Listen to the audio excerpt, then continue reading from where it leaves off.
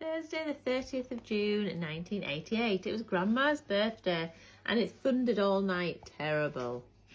We got up and we went to school. I finally finished my chemistry project and handed it in. When we came home, we watched telly and had tea and we went to go swimming, but there was too much chlorine in one pool and not enough in the other, in brackets. In other words, they weren't open. We came home and went to Nicola's to get some cake tins. We also saw, was that somebody who's come over from Sweden? Oh yeah, because they were Swedish descent.